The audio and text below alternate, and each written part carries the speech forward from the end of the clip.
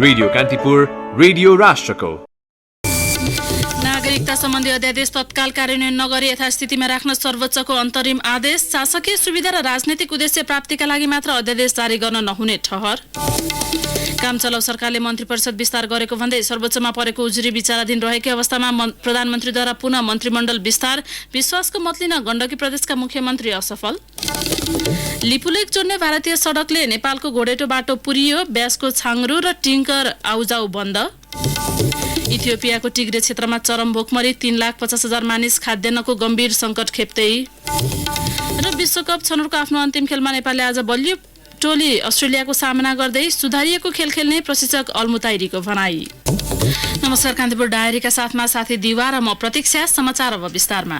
सर्वोच्च अदालतले शासकीय सुविधा र राजनैतिक उद्देश्य प्राप्तिका लागि अध्यादेश जारी गर्न नहुने भन्दै नागरिकता सम्बन्धी अध्यादेश तत्काल कार्यान्वयन नगरी यथास्थितिमा राख्न सरकारका नाममा अन्तरिम आदेश जारी गरेको छ।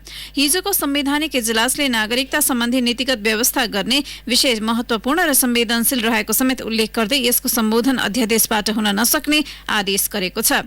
5 सदस्यीय संवैधानिक इजलासको आदेशमा भनिएको छ, अध्यादेश जारी गर्ने कुरामा सीमा बन्देजहरू छन्। संविधानद्वारा निर्धारित सीमा बन्देज नाघेर अध्यादेश जारी गर्न मिल्दैन। शासकीय सुविधा वा अमुक राजनैतिक उद्देश्य प्राप्तिका लागि संसदलाई छलेर अध्यादेश जारी गर्दा त्यसबाट विधायिकाको अधिकार र प्रभावकारितामा अनुचित हस्तक्षेप गरेको अवस्था पैदा हुन सक्छ।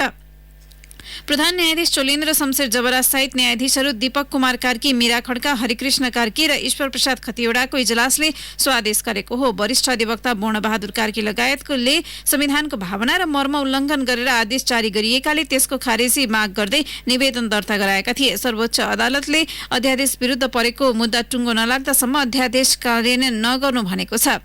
सर्वोच्च अदालतको अन्तरिम आदेशमा भनिएको छ, अहिले नै अध्यादेश कार्यान्वयन गर्नुको न्यायिक औचित्य देखिन आएन। मन्त्री परिषदको सिफारिस बमोजिम गत जेठ 9 गते राष्ट्रपतिबाट जारी भएको नेपाल नागरिकता पहिलो संशोधन अध्यादेश 2078 कार्यान्वयन नगराउनु यथास्थितिमा राख्नु भनी अन्तरिम आदेश जारी गरिएको छ। नागरिकता सम्बन्धी हालको कानूनी व्यवस्था परिमार्जन गर्न अब संसदबाट ऐन पारित गर्नुपर्ने बाटो नै कुर्नुपर्ने भएको छ। सर्वोच्च अदालतले संसदको अधिवेशन छलेर अध्यादेश जारी गरिएको तर्फ संकेत गर्दै यसले विधायिकाको अधिकार अतिक्रमण हुने औल्याएको छ। नागरिकता जस्तो महत्वपूर्ण सवालबारे हचुवामा निर्णय गर्न नहुने भन्दै उसले अन्तरिम आदेश जारी गर्नुपर्ने कारण अर्को आधार खुलाएको हो। त्यसैगरी तत्काल केही गर्न आवश्यक परे अध्यादेश जारी गर्न सकिने भए पनि नागरिकता सम्बन्धी अध्यादेशमा त्यसको पुष्टि हुन नसकेको भन्दै सर्वोच्चले कथम कथाचित अध्यादेश खारेज भए त्यस अनुसार नागरिकता पाएका व्यक्तिको हकमा जटिलता पैदा हुने उल्लेख गरेको छ।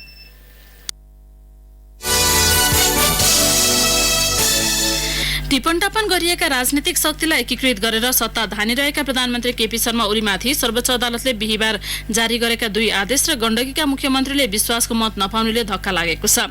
सर्वोच्चले ओलीको शक्ति खलबलिने गरी नागरिकता अध्यादेश कार्यान्वयन नगराउन आदेश दिएको छ। कर्णालीमा मुख्यमन्त्री महेन्द्र बहादुर शाहीलाई हुइप उल्लङ्घन गरेर विश्वासको मत दिएका 4 सांसद पुनर्बहाली हुने र 10औं राष्ट्रिय महाधिवेशन आयोजक कमिटीलाई एमालेको आधिकारिक संरचना नमान्ने अदालतको अर्को आदेशले ओलीलाई थप अप्ठ्यारोमा पारेको छ।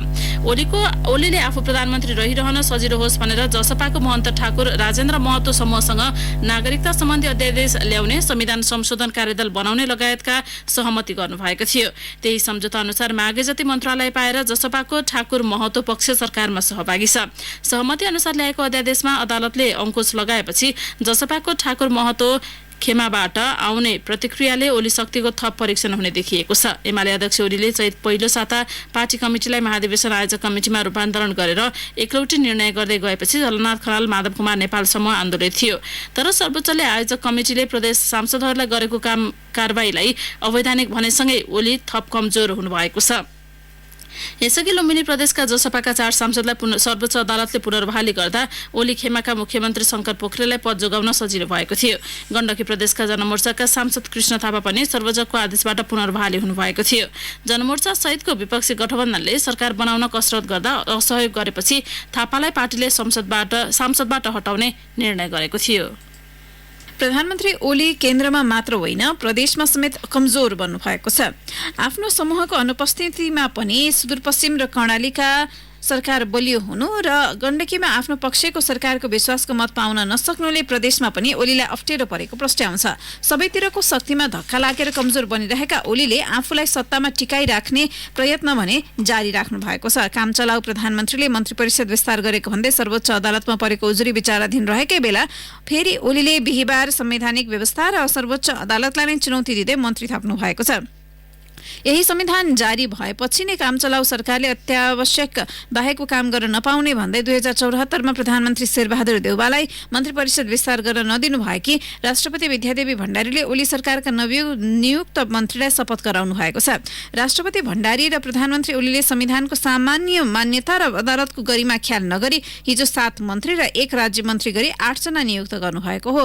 यससँगै ओलीको मन्त्री परिषदले पूर्णता पाएको छ। गृहमन्त्री खगराज अधिकारी, उद्योग वाणिज्य तथा आपूर्ति मन्त्रीमा राजकिशोर यादव, संचार तथा सूचना प्रविधि मन्त्रीमा नयनकला थापा, कृषि तथा पशुपक्षी विकास मन्त्रीमा ज्वाला कुमारी शाह, वन तथा वातावरण मन्त्रीमा नारदमुनि राणा, संघीय मामिला तथा सामान्य प्रशासन मन्त्रीमा गणेश पहाडी, प्रधानमन्त्री तथा मन्त्री परिषद कार्यालयमा मोहन बानिया र वन तथा वातावरण राज्यमन्त्रीमा आशा कुमारी विकले हिजो नियुक्ति पाएका छन्। उनीहरूमध्ये गृहमन्त्री अधिकारी मात्रै ओलीलाई विगतदेखि नै प्रतिबद्ध भएर सघाउँदै आएका हुन्। अरू मन्त्रीलाई शक्ति सन्तुलन र सत्ता जोगाउन मात्र नियुक्ति दिने प्रधानमन्त्री बाध्य हुनु परेको ओली निकट स्रोतको भनाइ छ। प्रधानमन्त्री ओलीले यसअघि गत जेठ 21 गते जसपाका 10 मन्त्री सहित मन्त्री परिषद हेरफेर गर्नुभएको थियो।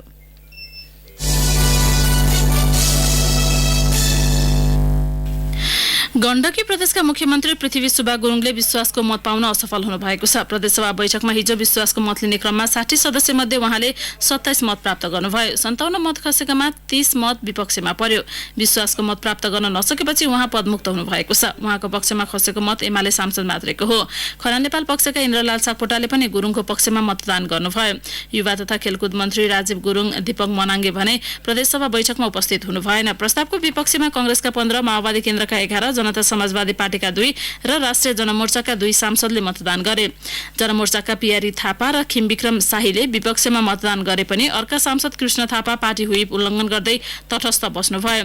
उहाँलाई यसअघि पार्टीको निर्देशन नमानेको भन्दै सांसदबाट हटाइएको थियो, तर सर्वोच्च अदालतले आइतबार सांसदमा पुनर्बहाली गरिदिएको थियो। प्रदेशसभामा ठूलो दलको नेताको हैसियतमा गत वैशाख 29 मा गुरुङ दोस्रो पटक मुख्यमन्त्रीमा नियुक्त हुनु भएको थियो।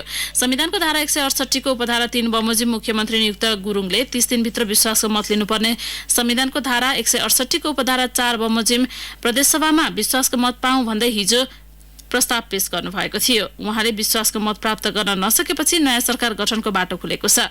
अब प्रदेश प्रमुख सीता कुमारी पौडेलले संविधानको धारा 168(5) बमोजिम सरकार गठनका लागि आह्वान गर्नु भएको छ। आफूसँग बहुमत भएको आधार प्रस्तुत गर्न सक्ने कुनै एक प्रदेशसभा सदस्यको नेतृत्वमा नयाँ सरकार गठन हुने संवैधानिक व्यवस्था छ। 60 सदस्यीय प्रदेशसभामा सरकार बनाउन 31 मत आवश्यक पर्छ। त्यसरी बन्ने सरकारले पनि 30 दिनभित्र विश्वासको मत लिनुपर्छ। 4 दलको गठबन्धनले यसअघि नै कृष्णचन्द्र नेपालीलाई मुख्यमन्त्रीमा प्रस्ताव गरेकाले उहाँकै नेतृत्वमा बहुमत सांसदको हस्ताक्षर प्रदेश प्रमुखलाई बुझाउने तयारी गरिएको छ। यसैबीच 5 राजनीतिक दल आबद्ध विपक्षी गठबन्धनले प्रदेशमा संयुक्त सरकार बनाउने रणनीति बनाएका छन्। गण्डकी प्रदेशमा विश्वासको मत पाउन नसकेर मुख्यमन्त्री पृथ्वी सुब्बा गुरुङ पदमुक्त भएपछि कांग्रेस सभापति शेरबहादुर देउवाको निवास बुढा नीलकण्ठमा बसेको गठबन्धन बैठकले सबै प्रदेशमा मिलेर अघि बढ्ने निर्णय लिएको हो।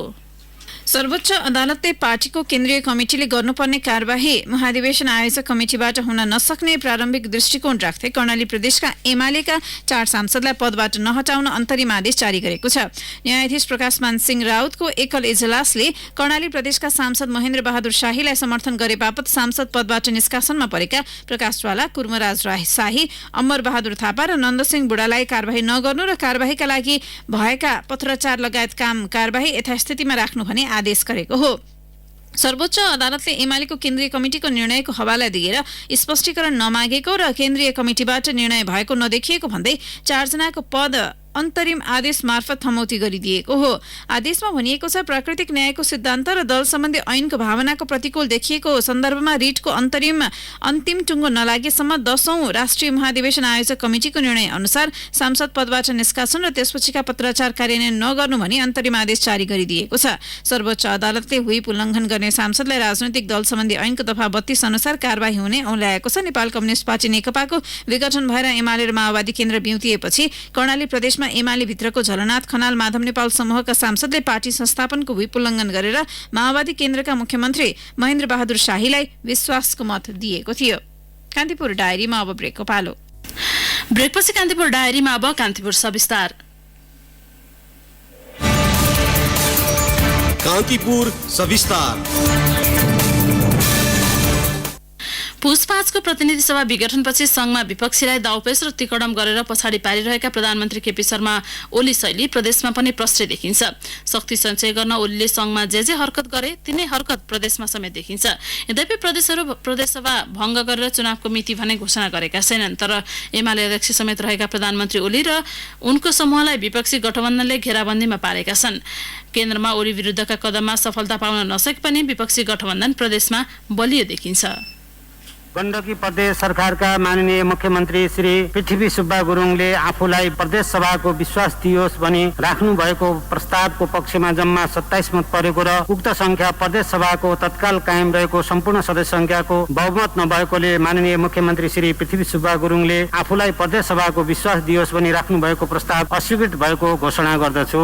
गण्डकी प्रदेशका मुख्यमन्त्री पृथ्वी सुब्बा गुरुङले प्रदेश सभाबाट विश्वासको मत पाउन सकेनन्। 31 मत आवश्यक पर्नेमा प्रदेश सभामा गुरुङको पक्षमा 27 र विपक्षमा 30 मत खस्यो। सुदूरपश्चिम प्रदेशका मुख्यमन्त्री त्रिलोचन भट्टले भने मंगलबार विश्वासको मत लिए, जहाँ उनको सरकार जोगाउन एमालेकै माधव कुमार नेपाल खेमा निर्णायक बन्यो। त्यही कारण सुदूरपश्चिम प्रदेशमा मुख्यमन्त्री त्रिलोचन भट्टलाई सत्ताबाट हटाउने ओलीको प्रयास विफल भयो। संसद र संविधानका धारा छलेर जसरी हुन्छ सत्तामा टिकिरहने रणनीतिमा लागेका लुम्बिनी प्रदेशका मुख्यमन्त्री शंकर पोखरेलले पनि केपी शर्मा ओलीकै सिको गरेका छन्। दोस्रो पटक मुख्यमन्त्रीमा नियुक्त भएका शंकर पोखरेलले विश्वासको मत अझै लिएका छैनन्। लुम्बिनी प्रदेशमा पनि एमालेकै माधव कुमार नेपाल समूह सहित विपक्षीहरू सरकार विरुद्ध एक ठाउँमा उभिएका छन्। माओवादी केन्द्रका तर्फबाट लुम्बिनी प्रदेशसभा सदस्य सुदर्शन बराल, शंकर पोखरेल मुख्यमन्त्रीजी चाहिँ अल्पमतमा हुनुहुन्छ, त्यसकारणले छिटोभन्दा छिटो उहाँले चाहिँ विश्वासको मत दिनुपर्ने हुन्छ। त्यतिखेर चाहिँ हामीले उहाँलाई चाहिँ असफल बनाउँछौँ र हामीले तत्काल नयाँ सरकार निर्माणको प्रक्रिया अगाडि बढाउनेछ। प्रदेश 2 मा मुख्यमन्त्री लालबाबु राउतले एमाले ओली समूह निकट जसपाको महन्त ठाकुर पक्षलाई हटाएर कांग्रेस र माओवादी सहितको गठबन्धन सरकार बनाएका छन्। प्रदेश 2 सरकारका भूमि व्यवस्था, कृषि तथा सहकारी मन्त्री शैलेन्द्र शाह, सरकारमै आउने कुरामा चाहिँ अहिले त्यो छलफल हामी अगाडि बढाएका छैनौँ माधव नेपाल समूहसँग। तर अहिले चाहिँ हाम्रो खास गरी माओवादीका साथीहरूसँग वार्ता निरन्तर भइरहेको छ। हुन सक्छ आज भोलिसम्म उहाँहरू पनि सरकारमा सामेल हुनुहुन्छ। कर्णाली प्रदेशमा पनि विपक्षीको एकताकै कारण सरकार ढाल्ने ओली पक्षको प्रयास असफल भएको थियो। ओली पक्षले नेतृत्व गरेको बागमती र प्रदेश 1 को सरकार मात्र अहिलेसम्म सुरक्षित छ। तर विपक्षी गठबन्धनले अन्य प्रदेशमा बढाएको घेराबन्दीले ओली समूह प्रदेश 1 र बागमती प्रदेशमा सुरक्षित छैनन् भन्ने प्रश्न हुन्छ।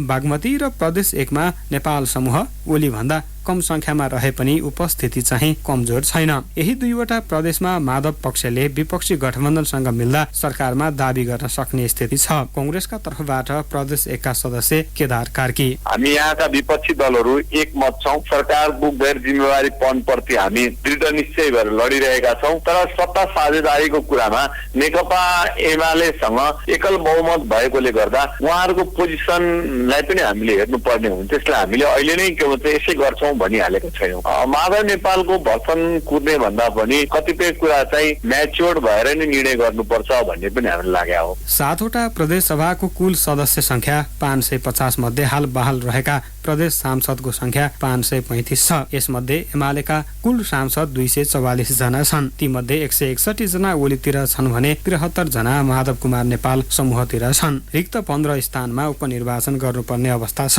प्रदेशहरूमा ओली पक्षलाई कमजोर बनाउन एमालेकै असन्तुष्ट समूहले विपक्षी गठबन्धनलाई काँध हालेको हो। नेपाल समूहका प्रदेश 1 सभा सदस्य राजेन्द्र राई ढिलो चाँडो वैकल्पिक सरकार गठन हुने बताउँछन्। तपाईहरु अब ढिलो चाँडो चाहिँ अविश्वासको प्रस्ताव पार्टीको यथावस्थामा हामी सरकार परिवर्तनको मुडमा छौँ। संघीय संसद सचिवालयका पूर्व सचिव मुकुन्द आचार्य हार्ने डरले वा पद गुम्ने डरले विश्वासको मत लिन डराउन नहुने बताउँछन्। यसले त राजनीतिमा आचरण र नैतिकताको ठूलो प्रश्न उब्जाएको उनी बताउँछन्। नैतिक र राजनीतिक रूपमा चाहिँ विश्वासको मत लिनु भनेको एकदम राम्रो उपयुक्त आदर्श चाहिँ संवैधानिक व्यवस्था या चाहिँ संसदीय व्यवस्थाको चाहिँ मर्मलाई आत्मसात गरेको मानिन्छ। केन्द्रमा एमाले भित्रको विवाद कायम छ, जसको प्रत्यक्ष मारमा प्रतिनिधि सभा मात्र होइन 7वटा प्रदेश परेका छन्। फलस्वरूप संविधान विपरीत मन्त्रालय फुटाएर 11वटासम्म पुर्याइएका छन्। कतिपय प्रदेशमा त सांसदहरूले दलको निर्देशन नै अवज्ञा गर्दै फ्लोर क्रस गरेका छन्। काठमाडौँमा देखिएको स्वार्थपूर्ण राजनीतिको कालो बादल 7 प्रदेशमा छाउँदा ढुक्कले चलिरहेका प्रदेशहरू त्रसित देखिन्छन्। डगमगाएको राष्ट्रिय राजनीतिमा जनताको प्रश्न छ, 5 वर्षका लागि भोट खसालेको के अर्थ भयो र? रेडियो कान्तिपुरका लागि प्रिन्स गौतम। कान्तिपुर सविस्तार।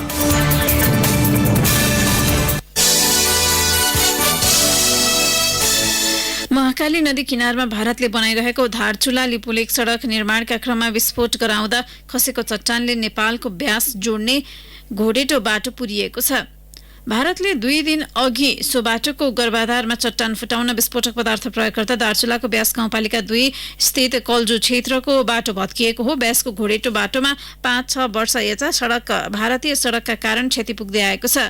कुल्चुका नरेन्द्र धामीले भन्नुभयो, ब्यासको घोडेटो महाकाली किरानै किनार भएकाले भारतले सडक खन्दा नदीको बहाव नेपालतर्फ सरेको छ। अहिले हामीलाई गाउँ जान बाटो बन्द भएको छ। दुम्लिङ कुल्जु सडक आवजावत गर्न सकिएको छैन। उहाँका अनुसार सडक चौडा बनाउने क्रममा विस्फोट गराउँदा ठूलो पहाड खसेर बाटो पुरिएको छ।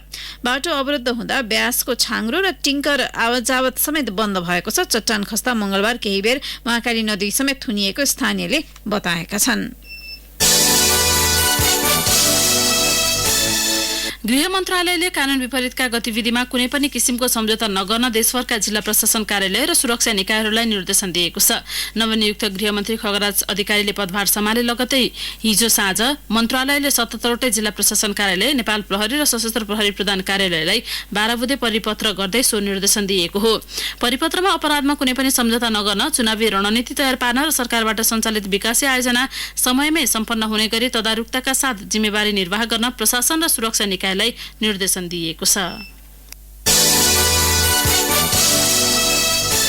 पुरानै नीति तथा कार्यक्रमलाई निरन्तरता दिँदै बागमती प्रदेश सरकारले आगामी आर्थिक वर्ष 2078-79 को वार्षिक नीति तथा कार्यक्रम सदनमा पेश गरेको छ। प्रदेश प्रमुख विष्णुप्रसाद प्रसाईले कोरोना संक्रमण नियन्त्रण, रोकथाम र उपचार गरी नागरिकको जीवन सहज तथा अर्थतन्त्रलाई पुनरुत्थानमा जोड दिँदै नीति तथा कार्यक्रम प्रस्तुत गर्नुभएको छ। कोरोना विरुद्धको खोपमा प्रदेशवासीको पहुँच पुर्याउन आवश्यकता अनुसार प्रदेश प्रमुख कोभिड-19 खोप कोष स्थापना गरी नेपाल सरकारसँगको समन्वय र सहकारीमा प्रदेशका सबैवासीलाई अनिवार्य रूपमा खोपको व्यवस्थापन गरिने नीति तथा कार्यक्रममा उल्लेख गरिएको छ। कोभिडका कारण प्रदेशको अर्थतन्त्र र समग्र विकासमा परेको असरलाई न्यूनीकरण गर्न बैंक तथा वित्तीय संस्थाहरूको सहकार्यमा प्रदेश सरकारबाट सञ्चालित उत्पादन तथा रोजगारी सृजनाका लागि सहुलियतपूर्ण ऋण लगानी कार्यक्रमलाई निरन्तरता दिइने बताइएको छ। कान्तिपुर डायरीमा पुनः ब्रेकको पालो। ब्रेकपछि अब आर्थिक प्रसंग। निषेधाज्ञाका कारण निजी आवास पुनर्निर्माणको काम रोकिएको छ। राष्ट्रिय पुनर्निर्माण प्राधिकरणको समय सकिन 7 महिना बाँकी छँदा मुख्य कामका रूपमा रहेको निजी आवास निर्माणको काम प्रभावित बनेको छ। चालु आर्थिक वर्षभित्रै निर्माणको काम सक्ने लक्ष्य लिए पनि निषेधाज्ञाले सोचे अनुसार काम अघि बढाउन नसकिएको प्राधिकरणले जनाएको छ। चालु आर्थिक वर्षभित्र निजी आवासको मूलभूत काम सक्ने योजना थियो। प्राधिकरणका सहप्रवक्ता मनोहर घिमिरेले भन्नुभयो, तर अहिले निषेधाज्ञामा धेरै काम हुन सकेको छैन। त्यसमा पनि निजी आवास निर्माणको काम बढी प्रभावित बनेको छ। व्यक्तिले घर बनाउँदा कामदार ल्याउने लैजाने गर्नुपर्दा कोभिडले त्यो सम्भव नभएपछि काम अघि बढ्न नसकेको हो। अहिले हामी कोरोना संक्रमणको उच्च जोखिमको समयमा छौं। कोरोना संक्रमण नियन्त्रणका लागि भीडभाड नगर्न वा नगराउन जरुरी छ। त्यसैले यो संकटपूर्ण समयमा अत्यावश्यक काम बाहेक आफ्नो घरबाट बाहिर ननिक्लौं। कुनै पनि ब्याङ्किङ कारोबार एनसीसी ब्याङ्कमा उपलब्ध डिजिटल ब्याङ्किङ सेवाहरू जस्तै mobile banking, internet banking, connect IPS, QR payments तथा अनलाइन अकाउन्ट ओपनिङ लगायतका सेवाहरू मार्फत गरौँ। प्रविधिको प्रयोग गरी आफू, आफ्नो परिवार र अरूलाई पनि कोरोना संक्रमणको जोखिमबाट बचाऊ। एउटा जिम्मेवार नागरिकको भूमिका निर्वाह गरी कोरोना संक्रमण नियन्त्रणमा सहयोग पुर्याऊ।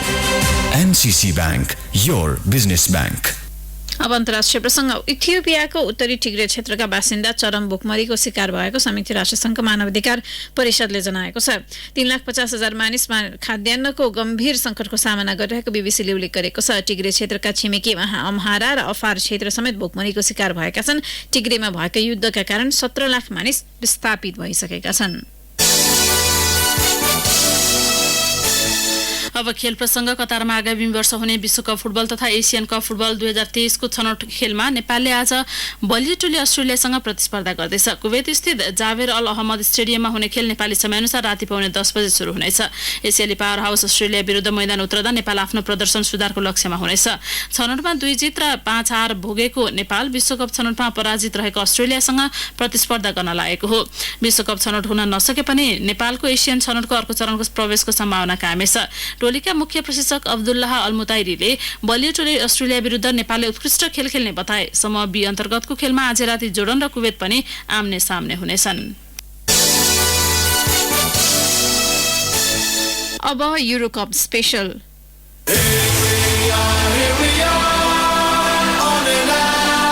युरोकप 2020 विशेष। युरोपका 11 शहरमा 11 जुनदेखि 11 जुलाईसम्म हुने मिनी विश्वकपको विशेष कभरेज रेडियो कान्तिपुरमा बिहान र साँझ 6:30 बजे अनि राति 9 बजेको कान्तिपुर डायरीमा। युरोकप 2020 विशेष जेठ 28 देखि असार 27 गतेसम्म रेडियो कान्तिपुरमा।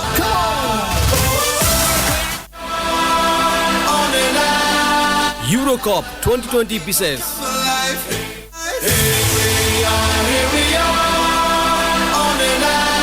युरोकप विशेषमा यहाँलाई स्वागत छ।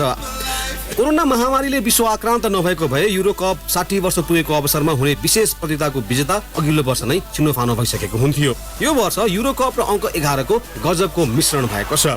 युरोपका 11 शहरमा 11 जुनदेखि 11 जुलाईसम्म प्रतियोगिता आयोजना हुँदैछ। युरोपेली फुटबलको सर्वोच्च निकाय UEFA ले Euro Cup London, Amsterdam, Baku, Sevilla, Bucharest, Budapest, Copenhagen, Glasgow, Munich, Rome र सेन्ट पिट्सबर्गमा गर्दैछ। युरोकपमा 24 राष्ट्रको सहभागिता छ। हरेक समूहका शीर्ष 2 टोली र तेस्रो हुने मध्येको उत्कृष्ट 3 टोलीले प्री क्वार्टर फाइनलमा स्थान बनाउनेछन्। युरोकपको समूह विभाजन यस प्रकार छ। समूह ए का खेलहरू रोम र बाकुमा आयोजना हुनेछन्। यो समूहको आयोजकमा टर्की, इटाली रहेका छन् भने वेल्स र स्विजरल्यान्ड पनि समूह ए मै अटाएका छन्। समूह बी डेनमार्क र रुस आयोजक रहेको समूह बी का खेलहरू कोपेनहेगन र सेन्ट पिटर्सबर्गमा हुनेछ। फिनल्यान्ड र बेल्जियम यसै समूहमा छन्। समूह सीमा Netherlands, Ukraine, Austria, north Macedonia रहेका छन्। यो समूहका खेलहरू बुखारेस्ट र एम्स्टर्डाममा हुनेछ। समूह डी मा इङ्ल्यान्ड, क्रोएसिया, स्कटल्यान्ड र चेक रिपब्लिक छन्। यो समूहको खेल लन्डन र ग्लासगोमा हुनेछ। समूह ई मा स्पेन, स्विडेन, पोल्यान्ड र स्लोभाकिया छन्। समूह एफ मा Hungary, defending champion Portugal, France र जर्मनी छन्। युरोकपको यो संस्करणको उद्घाटन खेल इटली र टर्कीका बीच हुँदैछ। 27 खेलसम्म अपराजित रहेको इटलीको मनोबल उच्च हुने नै भयो। त्यसमाथि ऊ होम ग्राउन्डको एडभान्टेजमा हुनेछ। उता टर्की पनि युरोकपको बोहनी हारबाट गर्न चाहँदैन। त्यसमाथि युवा बाहुल्यको टोली भएकाले पनि ऊ कुनै पनि बेला नतिजा आफ्नो पक्षमा उल्टाउन सक्छ। प्रशिक्षक सुनेल गुनेस पनि युरोकपमा सहभागितामा मात्रै सीमित नराख्ने योजनामा छन्। इटलीका प्रशिक्षक रोबर्टो मान्सिनी समूह एक कठिन रहेको र युवा खेलाडी सम्मिलित टर्कीलाई पनि कम नआँक्ने पक्षमा छन्। पछिल्ला 6 मध्ये 2 खेल मात्रै बराबरी गरेको टर्की भन्दा सबै 6 खेलको नतिजा आफ्नो पक्षमा पारेको इटली बलियो टोली हो। यी 2 टोली बीचको खेल शुक्रबार राति 1:15 बजे रोममा सुरु हुनेछ।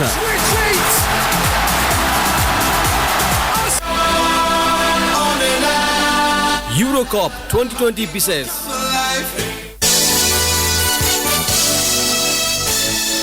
अब मौसम सम्बन्धी जानकारी। काठमाडौँ उपत्यका सहित मुलुकका अधिकांश भूभागमा सामान्यदेखि पूर्ण बदली हुने मौसम पूर्वानुमान महाशाखाले जनाएको छ। केही बेर अघि 20 डिग्री सेल्सियस मापन गरिएको काठमाडौँ उपत्यकाको अधिकतम तापक्रम आज 25 डिग्री सेल्सियससम्म पुग्नेछ। सूर्योदय बिहान 5:07 भयो भने सूर्यास्त साँझ 6:49 59 मिनटमा हुनेछ। हवस् त कान्तिपुर डायरीको यो बुलेटिन अहिलेलाई यहीँ सकिन्छ। दिवा र प्रतीक्षा बिदा हुन्छौँ। नमस्कार।